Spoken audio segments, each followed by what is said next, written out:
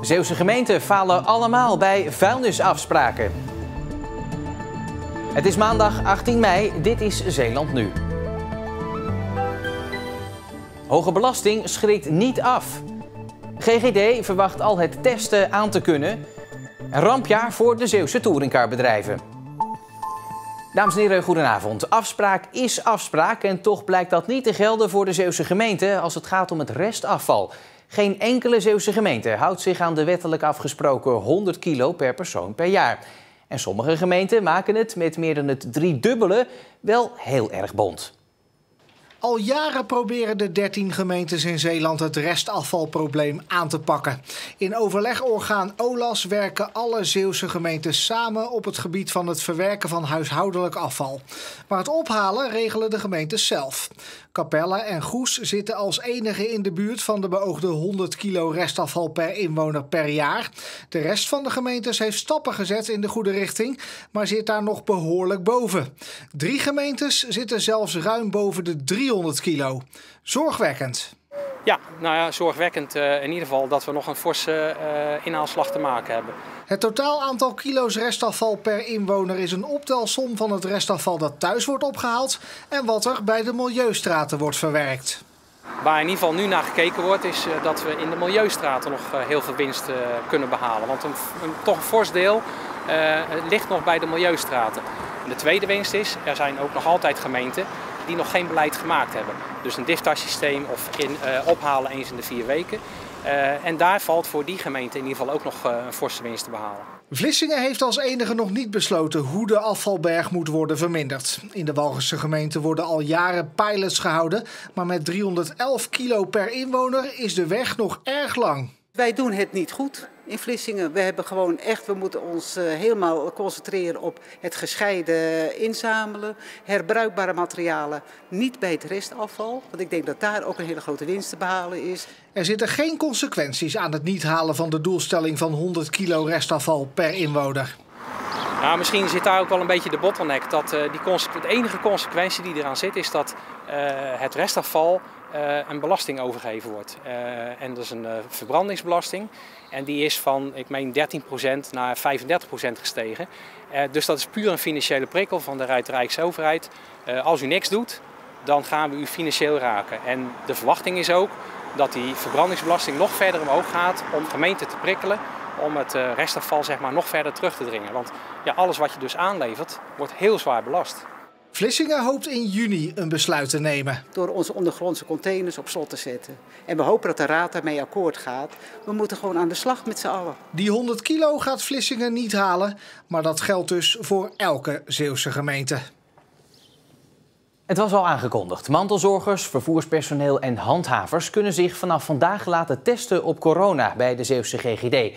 En vanaf 1 juni kan iedereen zich laten testen, waardoor de GGD het heel druk kan gaan krijgen. Landelijk bestaat de vrees dat daarvoor te weinig mensen zijn, maar in Zeeland worden geen problemen verwacht. De GGD loopt zich warm voor 1 juni. Dan kan iedereen die vermoedt dat hij besmet is en ook echt ziekteverschijnselen heeft, zich laten testen. Nu kan dat alleen voor bepaalde beroepsgroepen of als je doorverwezen bent door de huisarts. Als straks iedereen zich kan aanmelden, betekent dat flink wat werk voor de GGD. Maar in Zeeland zijn ze er klaar voor, want er zitten voldoende mensen klaar om dat werk te doen. Wij hebben een hele goede samenwerking met de lokale laboratoria. En de huisartsen nemen ook nog testen af en de verpleeghuizen. Straks zal de GGD naast het grootschalig testen ook meer aan bronnenonderzoek moeten gaan doen. Als iemand besmet blijkt, moet GGD uitzoeken met wie hij allemaal in contact is geweest.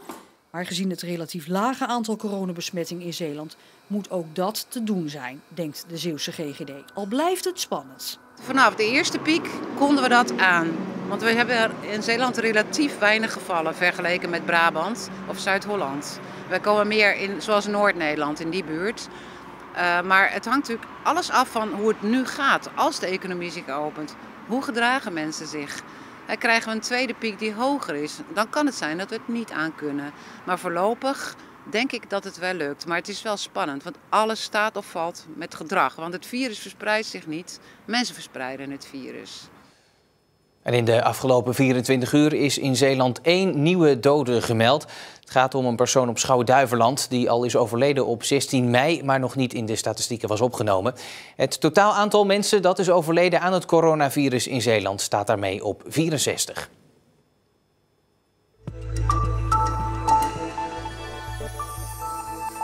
De politie onderzoekt een auto die mogelijk betrokken was bij de dood van een 17-jarige jongen uit de gemeente Terneuzen. In de nacht van vrijdag op zaterdag werd hij zwaargewond gevonden op de Huizense Polderweg bij Terneuzen. Kort daarna overleed hij. Toen de hulpdiensten arriveerden werden 2 auto's aangetroffen. Een van de auto's wordt nu onderzocht en de politie is ook nog op zoek naar getuigen. Zeeuwse boeren kunnen grote delen van de oogst nu al afschrijven, nog voor de zomer begonnen is. En zoals je ziet hier achter mij, ja, dat zou een perceel bieten moeten zijn. Ja, daar staat nog helemaal niks. Hier en daar zie je een enkel plantje boven komen, maar er staat zo weinig dat het eigenlijk nooit geen gewas gaat worden. Door de droogte van de afgelopen weken komen gewassen als uien, tarwe, gerst, graszaad en suikerbieten niet of nauwelijks boven de grond uit. En ook voor de komende tijd wordt droog en warm weer verwacht. De profielschets voor de nieuwe burgemeester van Tholen is erg hoog gegrepen, zegt oud-politicus en Tholenaar Kees Slager.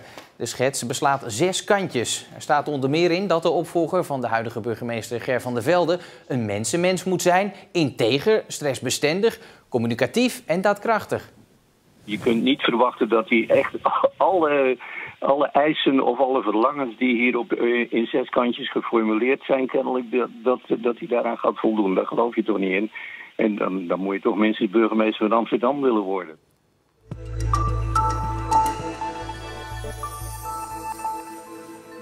Voor touringcarbedrijven is 2020 zo goed als zeker een verloren jaar. Er zijn geen evenementen om naartoe te rijden, schoolreisjes gaan niet door en ook veel vakanties zijn geannuleerd. Kortom, bijna alle bussen staan stil. Dat is ook het geval bij Van Oeveren in Zierikzee. In plaats van dat chauffeur Dennis van der Zanden met een bus vol ouderen onderweg is naar Spanje, staat hij hem nu te poetsen. Ja, we kijken er toch heel erg naar uit. We zijn er altijd lang mee bezig met de voorbereiding. En ja, dat wil je gewoon uitvoeren graag. Je wil mensen een leuke vakantie geven en dat lukt nou niet. Dat is gewoon jammer. Bij het bedrijf staan 26 van de 28 bussen stil. En dat terwijl ze eigenlijk allemaal weg hadden moeten zijn. April, mei, juni tot en met eind september is voor ons hoogseizoen. En dan is het best zuur als je die reizen niet kan maken. De mensen niet de mooie plekjes van Europa kan laten zien. Want ze hebben alle seniorenreizen tot en met eind juli geschrapt. Die 1,5 meter regelafstand die kunnen we gewoon niet hanteren in de touringcars. Wij gaan pas reizen als het 100% veilig is. Onze groepen zijn toch tussen de 80 en de 85 jaar gemiddeld. En ja, dat is een kwetsbare groep en daar moet je mee oppassen. Van der Zanden rijdt al 13 jaar in de lente en zomer door heel Europa om senioren een leuke vakantie te bezorgen. Welke reizen stonden er voor je op de planning? Ja, sowieso Spanje dan. Engeland zou ik een paar keer naartoe gaan dit jaar. Noorwegen, Frankrijk. Ja, een beetje de verschillende hoeken door heel Europa heen. Het bedrijf kijkt nog of de reizen naar later dit jaar verschoven kunnen worden. Maar als de bussen weer gaan rijden, zien ze er in ieder geval spik en span uit. En Jannes Goedbloed is aangeschoven voor andere ontwikkelingen van vandaag. En we beginnen met goed nieuws, want op bezoek gaan in het ziekenhuis is weer toegestaan. Dat hebben de ziekenhuizen vandaag bekendgemaakt. Nou, dat klinkt natuurlijk als heel goed nieuws, maar ik kan me zo voorstellen dat er weer allerlei restricties bij zijn. Jazeker. Bezoekers met klachten mogen niet komen natuurlijk en er wordt ook echt op gescreend. En per patiënt is maximaal 1 bezoeker per dag toegestaan. Er zijn wel een paar uitzonderingen, zoals voor ouders van zieke kinderen, partners van bevallende vrouwen en bezoek voor stervende patiënten. Daarvoor gelden ruimere mogelijkheden. Gelukkig maar. Wat viel verder op vandaag? Nou ja, de bibliotheken zijn weer open gegaan en er werd ook meteen gretig gebruik van gemaakt, zoals bijvoorbeeld in Terneuzen. Iedereen is dolgelukkig dat het de 18e is en dat de bibliotheek weer open is. En zelfs zo gelukkig om hier dan in de rij te gaan staan? Geen probleem. Ik vind het fijn. Kijk, thuis mijn stapeltje boeken weer heb. Ik heb er nooit zoveel gelezen als deze maanden. En weet je nog dat advies van Rutte om een frisse neus te gaan halen? Nou ja, met dit weer is het niet bepaald fris te noemen, maar naar buiten gaan, dat kan zeker. En dat gebeurt ook steeds meer nu ook wandelclubjes weer opstarten. Na 8 weken kunnen de wandelaars van de loopgroep Elke Stap Telt weer samen de paden op en de lanen in. En de lopers staan te trappelen, want in je eentje lopen is toch niet hetzelfde. Dat had ik wel gekund, maar een heleboel deelnemers die zeggen van nou ja, dan voel je ook zo alleen en dan heb je het gevoel dat, nou ja, ben ik mezelf nu aan het uitlaten. Ja. Het is fijn dat het weer kan. Het is heel fijn dat het weer kan. En er is expres gekozen voor routes met brede paden, zodat ze onder het lopen veilig kunnen bijkletsen.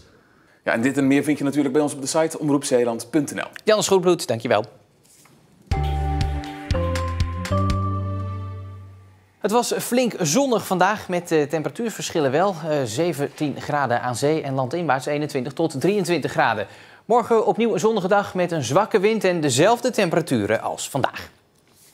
Zometeen kun je weer kijken naar een nieuwe aflevering van Trots op Zeeland, waarin muziek wordt gemaakt.